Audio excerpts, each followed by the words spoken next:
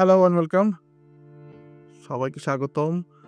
আমরা আজকে নতুন আলোচনায় আসলাম। আমাদের আজকের আলোচনার টপিক গ্রাফিতি।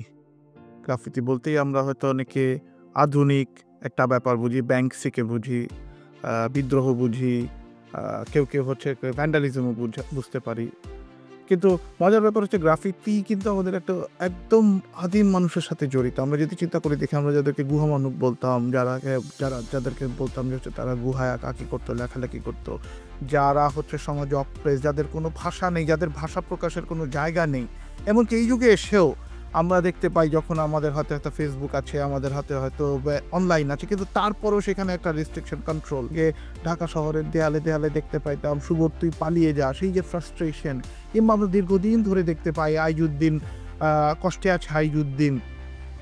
এই যে গ্রাফিতি, এই যে গ্রাফিতির যে বিবর্তন, গ্রাফিতির যে রাজনৈতিক, সামাজিক এবং এমনকি হচ্ছে তার যে ক্লাসিক কাল থেকে শুরু করে কন্টেম্পোরারি অ্যাস্থেটিক্সের সাথে যে জড়িত, এর যে এক ধরনের সম্পর্ক।